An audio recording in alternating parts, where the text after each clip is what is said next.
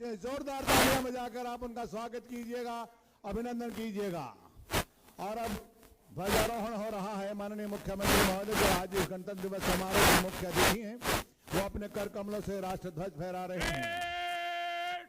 राष्ट्रीय सैल्यूट।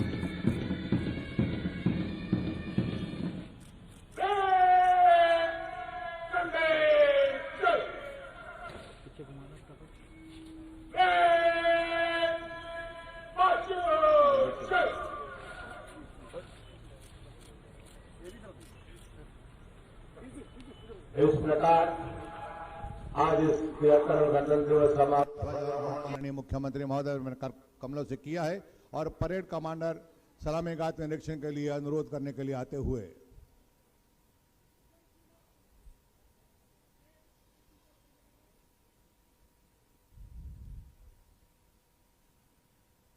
उनके अनुरोध को स्वीकार करते हुए माननीय मुख्यमंत्री महोदय सलामी गार्ड के निरीक्षण के लिए इस बहुत ही साफ सुथरी सजी धजी जीप, जिसको के रोमिल सिंह हेड कांस्टेबल बहुत ही लयबद्ध तरीके से चलाएंगे,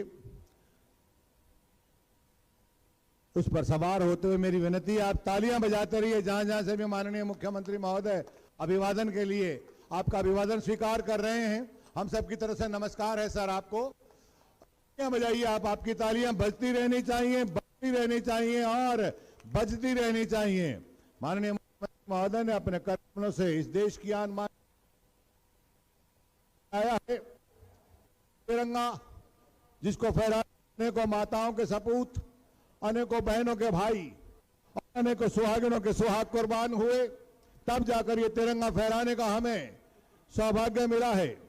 वो तिरंगा जो इस देश की आन मान और शान है, जिस तिरंगे के 3 रंग अपने अपने जो खासियत रखते हैं, केसरिया शौर्य, साहस और तपस्या, त्याग का प्रतीक, श्वेत शांति और प्रगति का प्रतीक, हरा रंग समृद्धि और खुशहाली का प्रतीक, और उसके बीच में अशोक के सारनाथ स्थित स्तंभ की जो कंगनी है, उसके 24 पंखुड़ियों का ये चक्र जो सतत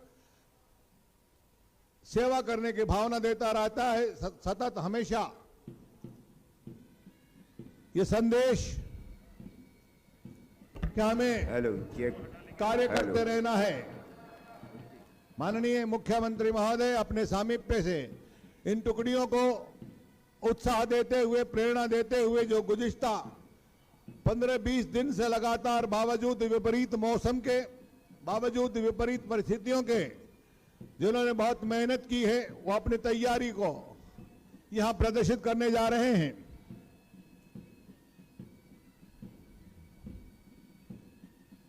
आपकी तालियां बज जाएं। ये टुकड़ी बहुत ही आकर्षक और पारंपरिक वेशभूषा में विभिन्न अवसरों पर अपने उपस्थिति का बहुत ही शानदार प्रदर्शन करते हैं और अपने बीच माननीय मुख्यमंत्री महोदय श्री मनोहर लाल जी को पाकर बहुत ही प्रफुल्लित और हर्षित हैं।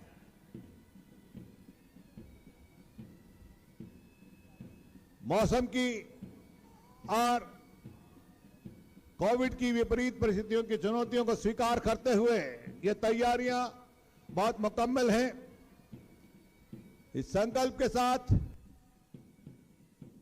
कि मौसमों से यूं नहीं घबराइए, जिंदगी का गीत गाते जाइए। एक दिन मंजिल मिलेगी आपको, हाथ चला आगे hello mic check, hello hello मुख्यमंत्री हेलो माइक चेक, हेलो के उस सुरक्षा महामंत्र के साथ हेलो माइक चेक, हेलो सुरक्षा रूप में अपनी सेवाएं दे रहे हैं, जिसमें कहा गया है कि संघर्ष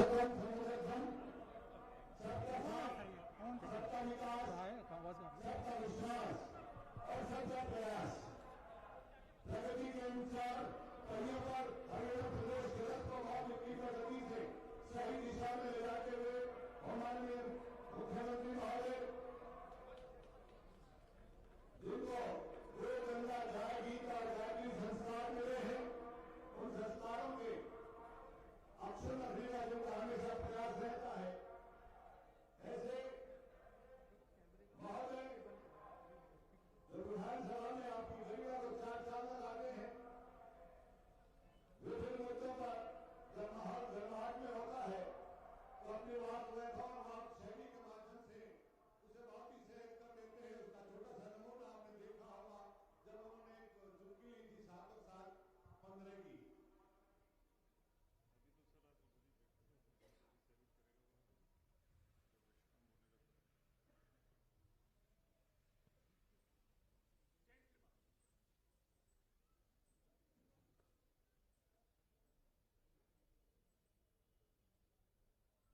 परेड कमांडर धन्यवाद के पश्चात पुनः अपने स्थान पर।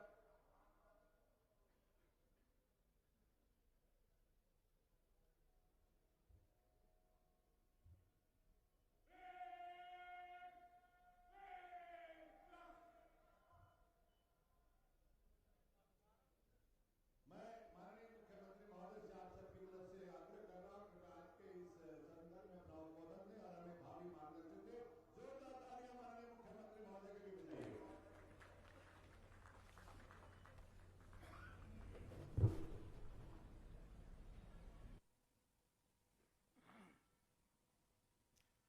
परम आदरणीय स्वतंत्रता सेनानीगण, सम्मान के योग्य बुजुर्गों, भाइयों बहनों, नौजवान साथियों और प्यारे बच्चों, आज हम अपना 73वां गणतंत्र दिवस ये मना रहे हैं।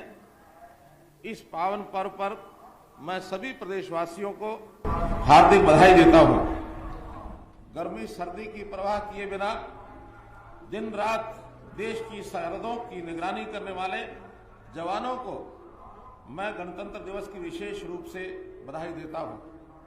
मैं स्वतंत्रता सेनानियों व उनके परिजनों का हार्दिक अभिनंदन करता हूं। आज अंबाला की इस वीर भूमि पर तिरंगा फहराना मेरे लिए गर्व और गौरव का विषय है। देश पर मर मिटने वाले शहीदों के खून से पवित्र हुई इस भूमि को मैं शत शत नमन करता हूं। यहां से उठी चिंगारी ने न केवल प्रथम स्वतंत्रता संग्राम का रूप धारण कर भारत में ईस्ट इंडिया कंपनी के शासन का अंत किया, बल्कि आगे चल करके ऐसा विशाल जन आंदोलन खड़ा कर दिया जिसके बलबूते हम 1947 में ब्रिटिश शासन को उखाड़ फेंकने में सफल रहे। अंबाला की इस वीर भूमि पर प्रथम स्वतंत्रता संग्राम के अमर शहीदों की याद में एक अंतर्राष्ट्रीय स्तर का भव्य शहीदी स्मारक बनाया जा रहा है। अंबाला 1857 को क्रांति के इतिहास में दर्ज है और आज के इस वैज्ञानिक युग में भी अपने वैज्ञानिक उपकरणों के उत्पादन के लिए भी अपनी एक विशेष पहचान बनाए हुए है।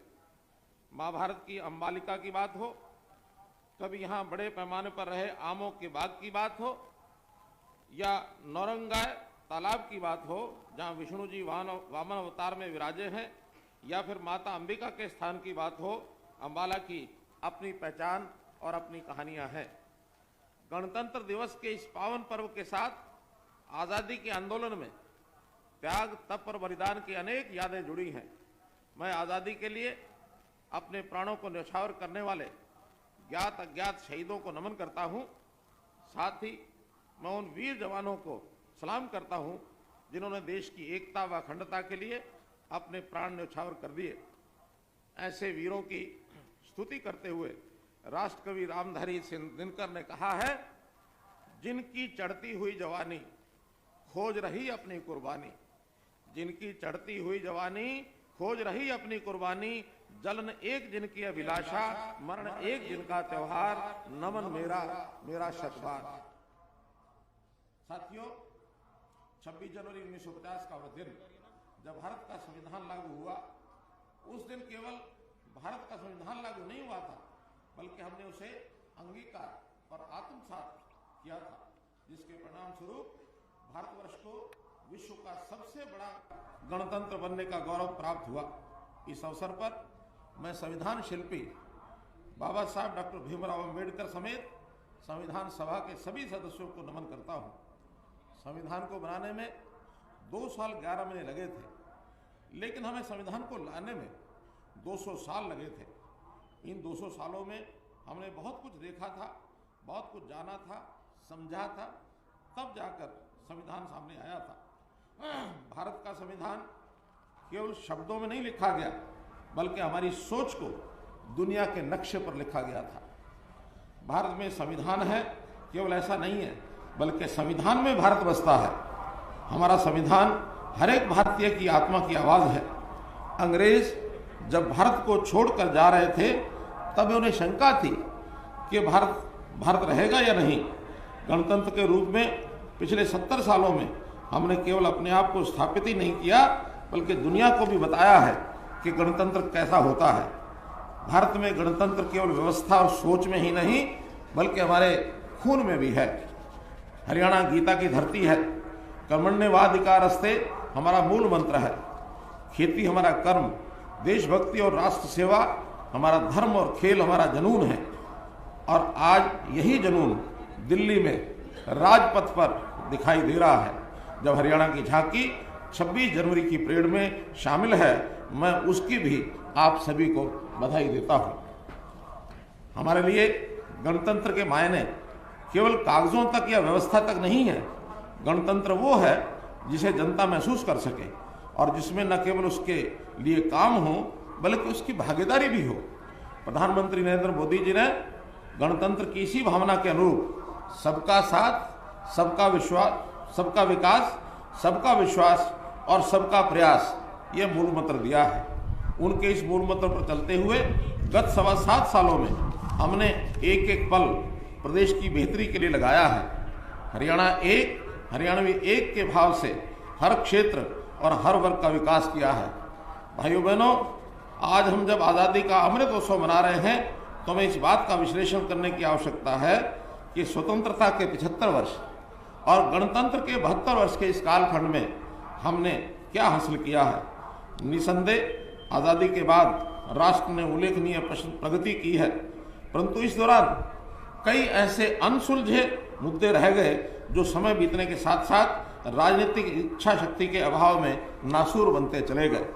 अंततः वर्ष 2014 में श्री नरेंद्र मोदी जी के नए संकल्प और मजबूत इरादों के साथ प्रधान सेवक के रूप में राष्ट्र सेवा का दायित्व ग्रहण किया। प्रधानमंत्री जी ने कई ऐतिहासिक फैसले लेकर न केवल ऐतिहासिक गलतियों को सुधारने का काम किया, बल्कि इससे दुनिया भर में भारत का गौरव और प्रतिष्ठा भी बढ़ी है।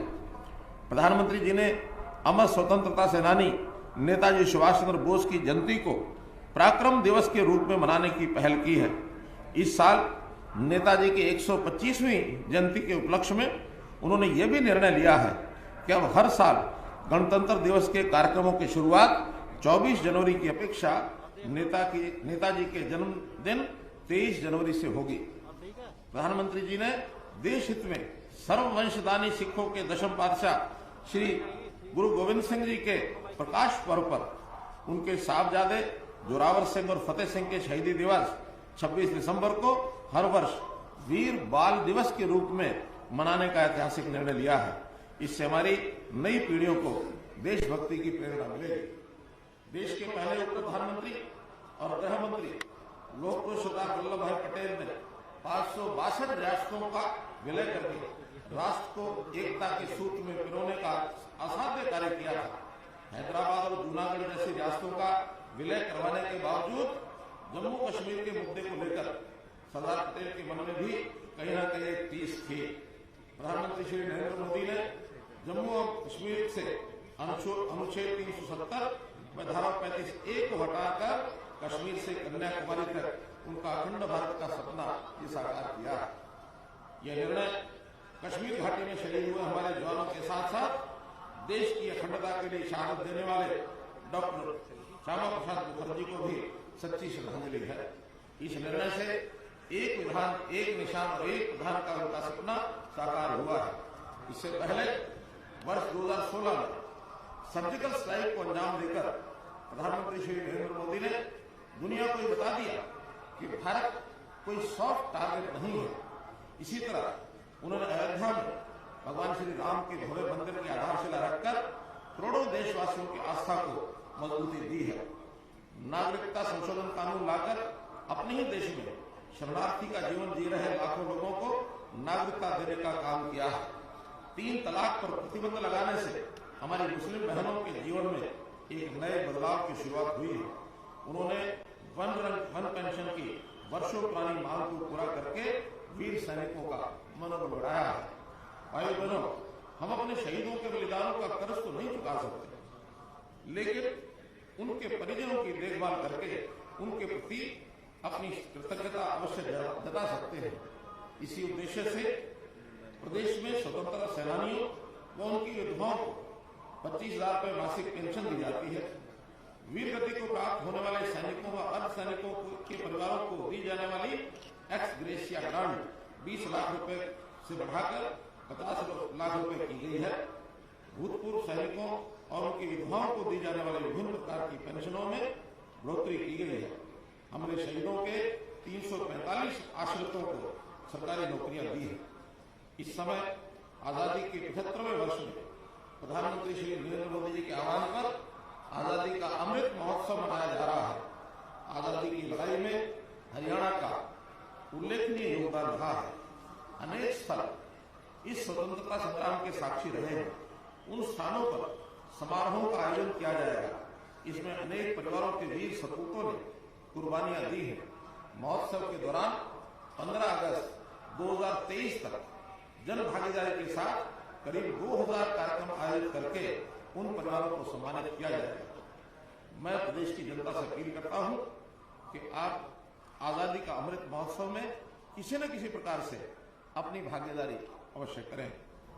हमारा भारतवर्ष विविधताओं से भरा देश है। इन विविधताओं के बावजूद राष्ट्रीयता और देश प्रेम की भावना हमें एक सूत्र में पिरोए हुए है। यही हमारे गणतंत्र की मूल भावना है।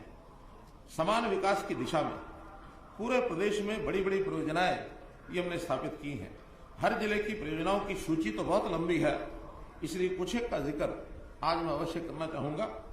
प्रदेश में 17 नए राष्ट्रीय राजमार्ग घोषित किए गए हैं। इनमें से 11 पर कार्य जारी है। इनके बन जाने के बाद हर जिला राष्ट्रीय राजमार्ग से जुड़ जाएगा। क्लस्टर अप्रोच के तहत सभी क्षेत्रों में पर्याप्त संख्या में विद्यालय और 20 किलोमीटर के दायरे में एक कॉलेज खोला गया है। हर जिले में मेडिकल कॉलेज तथा विश्वविद्यालय खोलना हमारा लक्ष्य है। हर जिले में 200 बेड का अस्पताल खोला जा रहा है। सभी जिलों में मिनी क्लस्टर विकास कार्यक्रम के तहत उद्योगों के मिनी क्लस्टर ये बनाए जा रहे हैं। हम हर क्षेत्र की आर्थिक स्थिति को मजबूत करने के लिए ब्लॉक स्तर पर लघु व मध्यम उद्योगों के क्लस्टर स्थापित कर रहे हैं। हर जिले में एक उत्पाद को बढ़ावा दिया जा रहा है। प्रिय प्रदेशवासियों, हमने जन सेवा का दायित्व संभालते ही सुशासन से सेवा का संकल्प लिया था। इसे पूरा करने की दिशा में अब हम अंत्योदय के लक्ष्य की ओर बढ़ रहे हैं। महामना पंडित दीनदयाल उपाध्याय मानते थे कि तरक्की का लाभ समाज में आखिरी पायदान पर खड़े व्यक्ति तक पहुंचना चाहिए। यही अंत्योदय है। इस वर्ष को हम अंत्योदय उत्थान वर्ष के रूप में मना रहे हैं। मेरे लिए गणतंत्र वो नहीं है जिसमें चंद लोग बोलते रहे, जो अपनी बात कह भी नहीं पाता उसकी आवाज बनना, ये मेरे लिए सही मायनों में गणतंत्र है। इसलिए हम अंत्योदय परिवार उत्थान योजना लेकर आए और हम उन लोगों के पास गए जिन्हें हमारी जरूरत थी। यह गणतंत्र है। मेरे लिए पहली पंक्ति में खड़ा व्यक्ति जिसे सारी सुविधाओं का लाभ मिल रहा है, उससे ज्यादा जरूरी पंक्ति के अंतिम छोर पर खड़े व्यक्ति को लाभ पहुंचाना है, जहां सुविधाएं पहुंचती ही नहीं है। असली गणतंत्र अंतिम का उदय है। मेरे लिए अंत्योदय ही गणतंत्र की असली और सच्ची परिभाषा है और इसी दिशा में हम आगे बढ़ रहे हैं। इसके तहत सबसे गरीब परिवारों की पहचान करके उनकी वार्षिक आय कम से कम 1,80,000 रुपये की जाएगी। मार्च 2022 तक 1 लाख परिवारों के उत्थान का लक्ष्य है। इस योजना के पहले चरण में 156 स्थानों पर 292 मेले लगाए गए हैं। इन मेलों में 90,000 से अधिक लोगों ने हिस्सा लिया। हरियाणा कौशल विकास निगम के तहत रोजगार देने में भी इन परिवारों के युवाओं को प्राथमिकता दी जाएगी। गरीब परिवारों को मुख्यमंत्री परिवार समृद्धि योजना के तहत विभिन्न योजनाओं का लाभ उठाने के लिए 6,000 रुपया वार्षिक सहायता दी जा रही है। प्रिय प्रदेशवासियों, सबको सस्ती, सुलभ और आधुनिक चिकित्सा सुविधाएं मुहैया करवाना सरकार की सर्वोच्च प्राथमिकताओं में से एक है। ये गणतंत्र दिवस हम ऐसे समय में मना रहे हैं जब कोविड-19 महामारी की तीसरी लहर चल रही है। इससे निपटने के लिए चिकित्सा, सुरक्षा व समाज सेवा व अन्य क्षेत्रों के अनेक कोरोना वॉरियर्स दिन रात मेहनत कर रहे हैं। मैं उन सबकी लगन व मेहनत को भी नमन करता हूं। हमने गरीब परिवारों को कोविड-19 का इलाज सरकारी व प्राइवेट अस्पतालों में मुफ्त करवाया है। इसका टीका भी सबको मुफ्त लगाया जा रहा है। हर घर दस्तक कार्यक्रम के तहत घर घर जाकर टीकाकरण किया जा रहा है। गत 3 जनवरी से 15 से 18 साल तक की आयु के युवाओं का टीकाकरण भी चल रहा है। सभी स्वास्थ्य कर्मियों, अग्रिम पंक्ति के कर्मचारियों और अन्य बीमारियों से ग्रस्त 60 वर्ष से अधिक आयु के व्यक्तियों को बूस्टर डोज भी लगाई जा रही है। इस अवसर पर मैं प्रदेशवासियों को अपील करता हूं कि जिन लोगों ने वैक्सीन की 1 डोज ली है वे अपनी दूसरी डोज भी समय से लगवाएं। अपने आसपास रहने वालों को भी इसके लिए प्रेरित करें। हम दवाई के साथ साथ कोविड प्रोटोकॉल का भी कड़ाई से पालन करना है। तभी हम इस महामारी को हराने में सफल हो पाएंगे। आयुष्मान भारत योजना के तहत 27 लाख गरीब परिवारों को 5 लाख रुपए तक का वार्षिक मुफ्त इलाज करवाने की सुविधा ये भी दी गई है। बीपीएल परिवारों के कमाने वाले सदस्य की कोरोना से मृत्यु होने पर 2 लाख की आर्थिक सहायता दी जा रही है। कोविड-19 महामारी के कारण अनाथ हुए बच्चों के पुनर्वास और सहायता के लिए मुख्यमंत्री बाल सेवा योजना ये शुरू की गई है। इसके तहत प्रति बच्चा 2500 रुपये मासिक ये मदद दी जा रही है। प्रदेश में सभी तरह की सामाजिक सुरक्षा पेंशन 2500 रुपये मासिक दी जा रही है। मेरे लिए गणतंत्र का एक पहलू और भी है, नागरिक का सम्मान कैसे बढ़े। गणतंत्र तो वही है जिसमें लोगों को मांगना न पड़े, फिर हम उन्हें कुछ गणतंत्र वो नहीं है जिसमें लोगों को कुछ मांगना पड़े और फिर हमें कुछ दे। असली गणतंत्र वह है जिसमें लोगों को मांगना ही ना पड़े, बिना मांगे उन्हें उनका हक मिले। और इसलिए हम परिवार पहचान पत्र लेके आए ताकि लोगों की जरूरत को समझकर उन्हें सुविधाओं और सेवाओं का लाभ दिया जा सके। यदि कोई व्यक्ति वृद्धावस्था पेंशन के लिए निर्धारित आयु पूरी कर लेता है तो उसकी पेंशन अपने आप शुरू हो जाएगी। अब जन्म मृत्यु का डाटा भी ऑटो अपडेट हो जाएगा। सभी सरकारी योजनाओं और सेवाओं को परिवार पहचान पत्र के पोर्टल के साथ जोड़ा जा रहा है। इस वर्ष 611 सरकारी सेवाएं इसके जरिए ऑनलाइन मिलनी शुरू हो जाएंगी। भाइयों बहनों, हमने अपनी भावी पीढ़ी को कौशल व संस्कार युक्त शिक्षा प्रदान करने के लिए नई राष्ट्रीय शिक्षा नीति 2020 लागू की है। ये नीति लागू करने वाला हरियाणा देश का पहला राज्य है। केंद्र सरकार ने इस नीति को 2030 तक लागू करने की अवधि तय की है, लेकिन हम इसे 2025 तक ही पूर्ण रूप से लागू कर देंगे। नई शिक्षा नीति के अनुरूप हमने स्कूल से लेकर विश्वविद्यालय तक की शिक्षा को कौशल के साथ जोड़ा है। प्रदेश में 2 विश्वविद्यालयों में केजी से लेकर पीजी तक की शिक्षा एक ही परिसर में देने की शुरुआत की जा चुकी है। प्राइवेट स्कूलों की तर्ज पर सुविधाएं देने के लिए प्रदेश में 138 नए संस्कृति मॉडल स्कूल खोले गए हैं। धन के अभाव में प्रतिभा दबी न रहे, इसलिए हमने सरकारी स्कूलों के होनहार विद्यार्थियों को सरकारी खर्च पर कोचिंग देने के लिए सुपर 100 कार्यक्रम शुरू किया है। ये गर्व की बात है कि इसके तहत कोचिंग पाने वाले विद्यार्थी JEE और नीट जैसे राष्ट्रीय स्तर की परीक्षाओं में मेरिट में स्थान प्राप्त कर रहे हैं। आउटसोर्सिंग से जुड़ी सेवाओं को में ठेका प्रथा बंद करने के लिए हरियाणा कौशल रोजगार निगम बनाया है। इसके तहत सबसे पहले उन अनुभवी युवाओं को प्राथमिकता दी जा रही है जिनकी सरकारी नौकरी किसी कारण से चली गई थी। निजी क्षेत्रों में प्रदेश के युवाओं के लिए 75% का आरक्षण भी लागू हो गया है। युवाओं को नौकरी के लिए बार बार आवेदन करने व फीस भरने से छुटकारा दिलाने के लिए एकल पंजीकरण की सुविधा शुरू की है। बार बार प्रतियोगी परीक्षा से निजात दिलाने के लिए कॉमन पात्रता परीक्षा का प्रावधान किया गया है। विदेशों में युवाओं को शिक्षा व रोजगार दिलाने एवं निवेश आकर्षित करने के लिए विदेश सहयोग विभाग ये बनाया गया है। विदेशों में शिक्षा तथा रोजगार के अवसर तलाश रहे विद्यार्थियों के निःशुल्क पासपोर्ट बनाए जा रहे हैं। भाइयों बहनों, हमारे युवाओं ने शिक्षा के साथ साथ खेलों में भी बड़ी उपलब्धियां प्राप्त की। टोक्यो ओलंपिक में कुल 7 पदकों में से 3 पदक हरियाणा के खिलाड़ियों ने जीते हैं। हॉकी में कांस्य पदक जीतने वाली टीम में हमारे 2 खिलाड़ी शामिल हैं। महिला हॉकी टीम में तो 9 खिलाड़ी हरियाणा की हैं जिन्होंने अपने दमखम और कौशल से सबका मन जीता है। हरियाणा देश का पहला राज्य है जो पदक जीतने वाले खिलाड़ियों को सर्वाधिक नगद पुरस्कार राशि देता है। खिलाड़ियों को अपने करियर की चिंता न सताए, इसके लिए हमने खेल विभाग में प्रथम श्रेणी तक के 550 पद बनाए हैं। इस नीति के तहत 12 खिलाड़ियों को उप निदेशक और 36 खिलाड़ियों को कोच लगाया गया है। आज हमारी खेल नीति का दूसरे राज्य भी अनुसरण कर रहे हैं। युवाओं को विश्व स्तरीय प्रशिक्षण देने के लिए प्रदेश में 5 स्पोर्ट्स सेंटर ऑफ एक्सीलेंस खोले जा रहे हैं। प्रिय प्रदेशवासियों, हम महिलाओं की सुरक्षा, स्वास्थ्य और उनके सशक्तिकरण के लिए प्रतिबद्ध हैं। इस दिशा में हमने पंचायती राज संस्थाओं में महिलाओं को 50% प्रतिनिधित्व दिया है। महिला सुरक्षा को सुदृढ़ करने के लिए पुलिस में महिलाओं की संख्या 15% की जा रही है।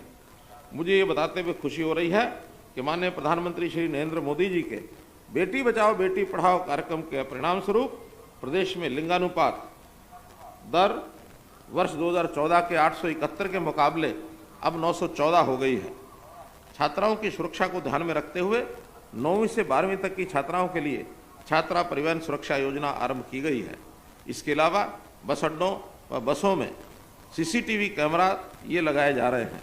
महिलाओं को स्वस्थ रखने के लिए मुख्यमंत्री दुग्ध उपहार योजना, प्रधानमंत्री मातृवंदना योजना और महिला एवं किशोरी सम्मान योजना जैसी योजनाएं चलाई जा रही हैं। मेरे किसान भाइयों, कृषि हमारी अर्थव्यवस्था का आधार है, इसलिए हम किसान भाइयों का जीवन स्तर ऊंचा उठाने के लिए हर संभव प्रयास कर रहे हैं। एमएसपी पर फसल खरीद की बात हो या प्राकृतिक आपदा से फसल सुरक्षा का विषय, सरकार बीज से बाजार तक हर कदम पर किसान के साथ खड़ी है। आज एमएसपी पर 14 फसलों की खरीद करने वाला हरियाणा देश का एकमात्र राज्य है। इसके अलावा हमने गन्ने का भाव भी देश में सर्वाधिक 362 रुपये प्रति क्विंटल दिया है। हमने मेरी फसल मेरा ब्यौरा पोर्टल से फसलों की खरीद को सुविधाजनक बनाया है। इस पोर्टल पर पंजीकरण करवाने वाले किसानों की फसल की खरीद प्राथमिकता के आधार पर की जाती है। पिछले 3 खरीद सीजनों में किसानों को 40,000 करोड़ रुपए से अधिक उनके खातों में सीधा ये डाला गया है।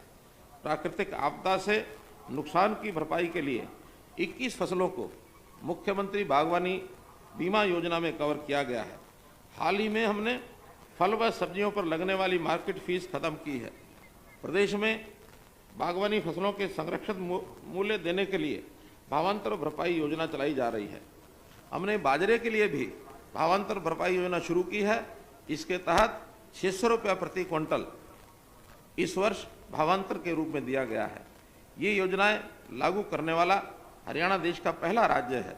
फल एवं सब्जियों की ग्रेडिंग, भंडारण व मार्केटिंग के लिए 639 एफपीओ से लगभग 85,000 किसानों को जोड़ा गया है।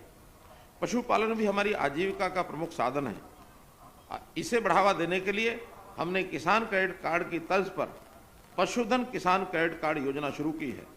इसमें लगभग 73,000 पशुपालकों को 918 करोड़ रुपए के ऋण दिए गए हैं। कम पानी की फसलों को बढ़ावा देने के लिए मेरा पानी मेरी विरासत योजना शुरू की गई है। अब इसमें एग्रो फॉरेस्ट्री को भी जोड़ा गया है। कम पानी में अधिकतम सिंचाई के लिए सूक्ष्म सिंचाई योजना, फव्वारा संयंत्र प्रणाली, टपका सिंचाई और भूमिगत पाइपलाइन बिछाने जैसी योजनाओं पर 85% तक सब्सिडी दी जा रही है। ये सब इसलिए किया जा रहा है कि जो पानी की कठिनाई है आने वाली पीढ़ी को वो ना हो, इसलिए पानी को बचाना, पानी का दुरुपयोग रोकना और पानी को रीयूज करना, ये हमारी सब प्राथमिकताएं हैं। प्रदेशवासियों, पंचायतें गांव की सरकार है, इसलिए हमने इन्हें निरंतर सशक्त बनाया है। ग्रामीण विकास विभाग की सभी योजनाएं जिला परिषदों को हस्तांतरित की गई हैं। इनमें जिला ग्रामीण विकास एजेंसी मनरेगा, सांसद आदर्श ग्राम योजना, प्रधानमंत्री आवास योजना, ग्रामीण स्वर्ण जयंती खंड उत्थान योजना, स्वच्छ भारत मिशन ग्रामीण इत्यादि शामिल हैं। हरियाणा देश का पहला राज्य है जिसने शासन में स्थानीय निकाय संस्थाओं की अधिक भागीदारी करने के लिए अंतर जिला परिषद का गठन किया है। जिला परिषद के अध्यक्ष को DRDA का चेयरमैन बनाया गया है। मतदाताओं को राइट टू रिकॉल दिया है। हमने पंचायती राज संस्थाओं के प्रतिनिधियों को पेंशन देकर उनका सम्मान बढ़ाया है। सभी नगर निकायों को शक्तियों के विकेंद्रीकरण के लिए कई कदम उठाए हैं।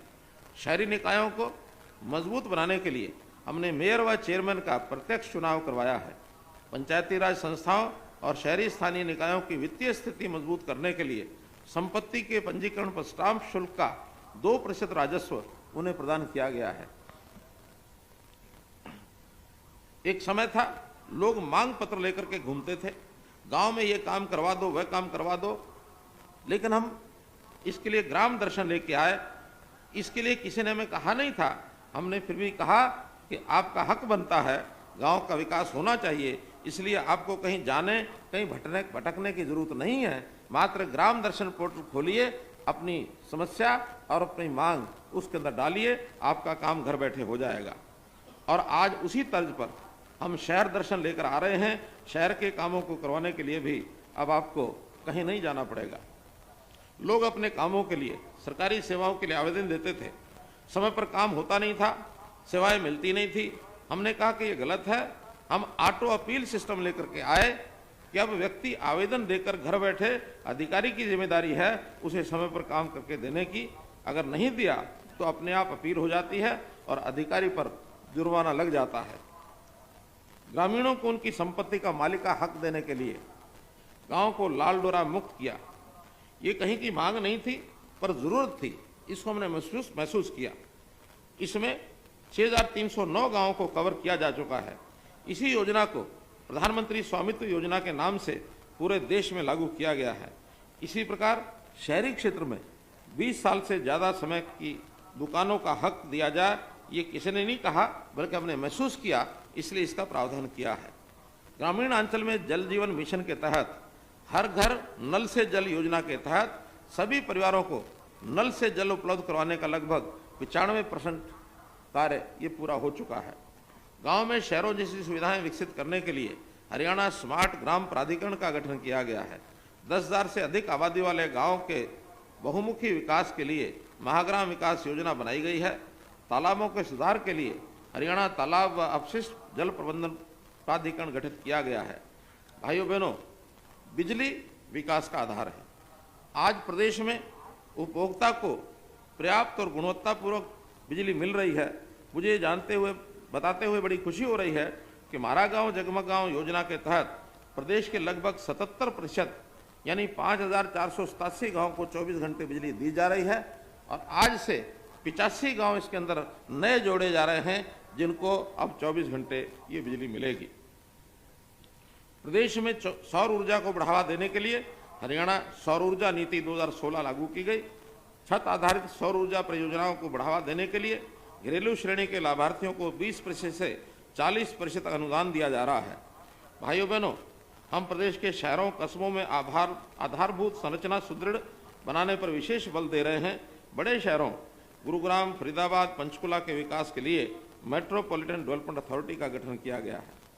हमें यह भी गर्व है कि स्वच्छ सर्वेक्षण 2021 के परिणामों में हरियाणा को स्टेट अवार्ड मिला है। प्रदेश के 13 शहरों को प्रथम पुरस्कार और 49 शहरों को ODF+ का ये द्वितीय पुरस्कार ये मिला है। हमारी अर्थव्यवस्था को आगे बढ़ाने में उद्योगों का बड़ा योगदान है। रोजगार सृजन में भी उनकी अहम भूमिका होती है। इसलिए हमने हरियाणा उद्यम रोजगार नीति 2020 लागू की है। इस नीति का लक्ष्य 5 लाख नई नौकरियों का सृजन करना, 1 लाख करोड़ रुपए से अधिक का निवेश जुटाना और निर्यात को दोगुना करना है। हमने उद्योगों को बढ़ावा देने के लिए MSME विभाग का गठन किया है।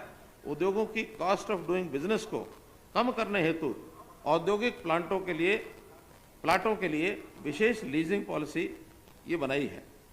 NCR क्षेत्र को वेयर हाउसिंग एवं लॉजिस्टिक हब के रूप में विकसित किया जा रहा है। हमने कृषि एवं खाद्य संस्करण नीति 2018 के तहत मेगा फूड पार्क और कृषि प्रसंस्करण उद्योग से जुड़ी 200 करोड़ रुपए की कुल 15 परियोजनाओं को मंजूरी दी है। हमारी नीतियों के फलस्वरूप स्टार्टअप इंडिया कार्यक्रम में हरियाणा अग्रणी राज्य के रूप में उभरा है। राज्य में अब तक 4000 से अधिक युवा स्टार्टअप्स का पंजीकरण हो चुका है। मैं आपको विश्वास दिलाता हूं कि 2024 तक हर हाथ को काम दिया जाएगा और हरियाणा का कोई भी व्यक्ति बेरोजगार नहीं रहेगा। हम अपने 75वें गणतंत्र दिवस तक हरियाणा को बेरोजगार मुक्त बनाएंगे। हमने व्यापारियों की समस्याओं के समाधान के लिए हरियाणा व्यापारी कल्याण बोर्ड का गठन किया है। व्यापारियों के लिए मुख्यमंत्री व्यापारी सामूहिक निजी दुर्घटना बीमा योजना और मुख्यमंत्री व्यापारी क्षतिपूर्ति बीमा योजना ये शुरू की जा रही है। मेरा कहने का भाव कि हमने प्रदेश में नई व्यवस्था बनाकर लोगों में नई उम्मीद जगाने का काम किया है। हम नई सोच, नए विजन, कठिन परिश्रम और ईमानदारी से हरियाणा के विकास और ईज ऑफ लिविंग की दिशा में काम कर रहे हैं। मेरे भाइयों बहनों, गणतंत्र दिवस के पावन अवसर पर हमें भी कुछ करना होगा। आदरणीय प्रधानमंत्री जी ने एक बार विवेकानंद जी की बात को कोट करते हुए कहा था कि हर देश का एक संदेश होता है। हमने भारत के रूप में दुनिया को गणतंत्र का अपना संदेश दिया है। आइए आज हम अपनी महान सांस्कृतिक परंपराओं और उच्च नैतिक मूल्यों पर चलते हुए राष्ट्र और हरियाणा को स्वच्छ, स्वस्थ और खुशहाल बनाने के लिए एकजुट होकर के काम करने का संकल्प लें। राष्ट्र कवि हरिवंश राय बच्चन की इन पंक्तियों के साथ मैं अपनी वाणी को विराम देता हूं। कटी बीड़ियां और हथकड़ियां, कटी बीड़ियां और हथकड़ियां, हर्ष मनाओ, मंगल गाओ। किंतु यहां पर लक्ष्य नहीं है, आगे पथ पर पांव बढ़ाओ। आजादी वह मूर्ति नहीं है जो बैठी रहती मंदिर में। आजादी वह मूर्ति नहीं है जो बैठी रहती मंदिर में। उसकी पूजा करनी है तो नक्षत्रों से होड़ लगाओ। हल्का फूल नहीं आजादी, हल्का फूल नहीं आजादी, वह है भारी जिम्मेदारी। उसे उठाने को कंधों के भुजदंडों के बल को तोलो। एक और जंजीर तड़कती है, एक और जंजीर तड़कती है, भारत मां की जय बोलो, भारत मां की जय बोलो। सभी मेरे साथ मिलकर 3 बार बोलें, जय हिंद, जय हिंद, जय हिंद। धन्यवाद। धन्यवाद माननीय मुख्यमंत्री महोदय, आपने अपना शुभ संदेश दिया है और मार्गदर्शन दिया है।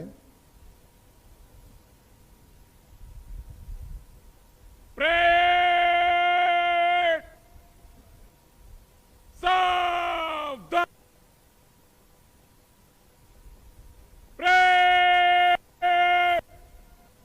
निकट,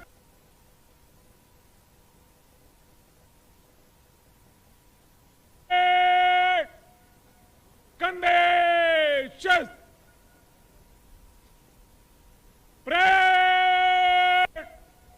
तीनों 3 कुछ कॉलम में, दाहिने मुड़।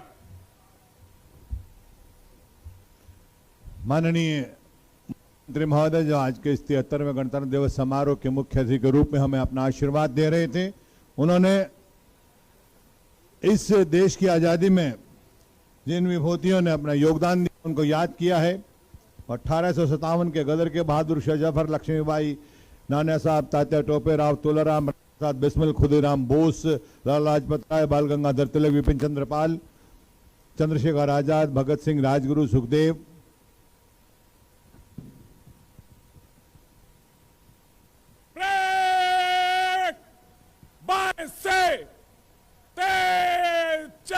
विपिन चंद्रपाल, अशफाक उल्ला खां, महात्मा गांधी, सरदार उधम सिंह, सरदार भगत सिंह, सुखदेव, राजगुरु, गदर पार्टी के लाला हरदयाल, रास बिहारी बोस, बाबा गुरदित्ता सिंह, करतार सिंह सराभा, हांसी के हुकमचंद जैन, हिसार के मदन लाल ढींगड़ा, डॉक्टर श्यामा प्रसाद मुखर्जी आदि ऐसे और उन असंख्य श्रद्धा सुमन दिए जिन्होंने देश की आजादी में अपना योगदान दिया। अब मैं आग्रह कर रहा हूं माननीय मुख्यमंत्री महोदय श्री मनोहर लाल जी, कृपया आप मार्च पास्ट के लिए मंचाभिमुख प्रयाण कर रही इन टुकड़ियों का अभिवादन स्वीकार करने के लिए मंच पर तशरीफ लाएं। Shri Alok Rai ji, IPS, ADGP headquarter, कृपया आप माननीय मुख्यमंत्री के साथ, उनके साथ श्री आलोक मित्तल जी, आईपीएस, एडीजीपी सीआईडी, सबसे आगे आ रहे हैं कमांड देते हुए Shri Kuldeep Singh, IPS, computer science के स्नातक हैं आप। एक से शुरू होकर अंत तक चलने वाला ये कारवां मैं अकेला ही चला था जानिबे मंजिल, मगर लोग साथ आते गए और कारवां बन गया। सबसे पहले डिस्ट्रिक्ट पुलिस है साहब, आपकी तालियां नहीं बजी, आपकी तालियां बजती रहनी चाहिए। District police SI Ravi Kumar के नेतृत्व में अभिवादन करता हूं और इस सिलसिले को आगे बढ़ा रहे हैं डिस्ट्रिक्ट लेडी पुलिस अंबाला की एक और टुकड़ी सब इंस्पेक्टर सुरेखा के नेतृत्व में अभिवादन करते हुए हरियाणा पुलिस अकादमी मधुबन का ये दल कुसुम के नेतृत्व में मंच के सामने से गुजरता हुआ माननीय मुख्यमंत्री महोदय का अभिवादन करता हुआ Haryana police first battalion SI Singh के नेतृत्व में कदम से कदम और ताल से ताल मिलाते हुए अभिवादन कर रहे हैं जीआरपी का ये दल एसआई विक्रम सिंह के नेतृत्व में अभिवादन करता हुआ साथ चलने का इरादा अगर जमा हो जाएगा, आदमी से कारवां हो जाएगा, तू किसी के पांव के नीचे तो थोड़ी जमीन, तू भी नजरों में किसी का आसमां हो जाएगा। एचपीए का दल एसआई सुल्तान सिंह के नेतृत्व में आगे बढ़ रहे हैं हरियाणा होमगार्ड्स के। एचपीए का एक और दल नीरज कुमार के नेतृत्व में और हरियाणा होमगार्ड जिसकी स्थापना 1940 को हुई थी और 6 दिसंबर को जो अपना स्थापना दिवस मनाते हैं वो जवान, उसके बाद भारत और स्काउट्स के ये बच्चे समय समय पर अपने निष्काम सेवाएं प्रदान करते हुए, और उसके बाद आ रहा है एनसीसी का ये सीनियर डिवीजन का आर्मी विंग अभिवादन करता हुआ